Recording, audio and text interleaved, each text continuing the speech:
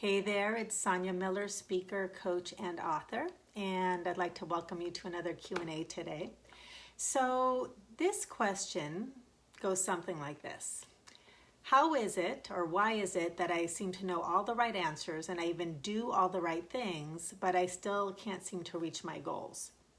I'll tell you, I actually have a lot of clients that come to me or talk to me exploring what is it that I'm not seeing with this very sort of a complaint or discontent. I work with some really smart people, people who read the books and take the classes and listen to audios, or they follow coaches and they have action plans or blueprints or programs, and they even, do everything that they're supposed to do. And at best, they might see a little bit of progress, and sometimes they even achieve some of their goals, but that feeling of emerging into like a new level, a new reality, that like upper limit that they're either hitting a glass ceiling about or just can't get beyond, that's a very common issue.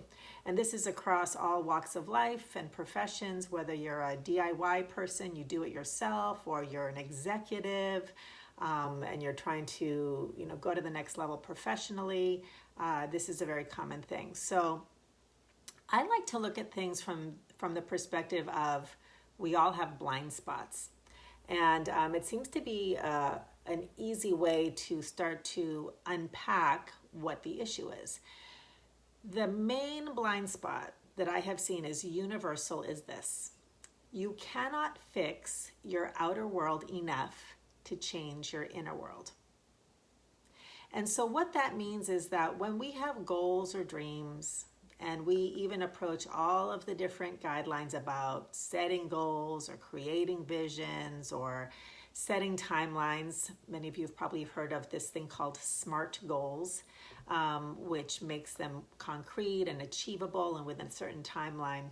These are all strategies that have to do with using the mind and our actions to achieve what we want. And so we look at our goals as this thing on the horizon, okay? But what that is missing is a couple things. The first thing that it's missing is that the only reason we pursue any goal, and I'm talking any goal, is because there is a feeling that we're actually chasing. There's this magical little word called because, and the because is the thing that drives or illuminates the consciousness that we're operating from. So I want the house because I think it will make me feel security, for example. I want the promotion because I'll have more power, more influence. I'll feel better about myself. I'll be more confident. I want the relationship because I won't feel lonely. I'll feel loved. I'll have connection. It's the because that we're always chasing. So that's number one. Number two is everything that we want originates and is caused by our inner world, our consciousness. So when we are trying to fix our outer world or change our outer world because we want a feeling, we're actually going about it all wrong. Okay, number one is we want the feeling, and number two, the cause of every effect that we want begins at the feeling level, at the level of being. Who are you being in that moment? Okay, who are you being in order to move towards that? So this is what happens. This outer world goal is a symbol. And we tell ourselves, if I achieve this symbol, then I will be a bigger, better version of myself, more confident, more peaceful, more impactful, more influential. But we have to be that first, and then the outer world rises up to match us, to meet us, okay? So if you simply become willing to shift your lens, to ask yourself, who do I need to be? Who is that person being? And how do I be that? then you're on the right track. Otherwise, you're going to keep chasing goals. You're going to keep reading books and listening to audios and taking programs and doing all the right steps and all the blueprints and all the action plans. And you'll do and gather more information. And none of that addresses who you are being.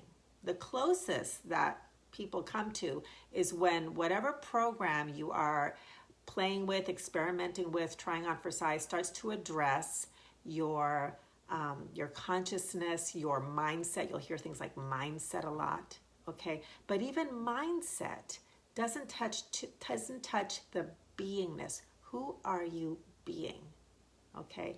As you start to turn your awareness from the outer focus towards the inner focus, and you start to meet yourself exactly where you're at, you start to say yes to all of the feelings and the thoughts and the beliefs and the expectations that are actually lack-based, which is what makes you chase those things outside. And you start to contemplate the question, how is it that I already am all that I seek to be, do, and have? If you start to explore your goals from that assumption, which isn't just a how is it, but the truth is you actually already are all that you seek to be, do, and have. And then you shift from wanting to having, from seeking to seeing. Okay? So that's blind spot number one. You cannot fix your outer world enough to change your inner world. And when you start to become willing to direct all of your efforts first to your inner world, and the outer world is always going to be secondary, now you've got your attention in the right order, and that's where everything can start to open up. So stay tuned. I'll be doing more videos on blind spots and illuminating those, and that will help you build some momentum. If you have any questions, please send them in. I love doing Q&A sessions. And if you like this video, if you found it useful, please like and share. It helps me reach the people that I'm here to serve. And if you want more information about programs and services that can really move you forward systematically towards what you need to do and be in the correct way, check out successforthesoul.com. Thanks and have a great day.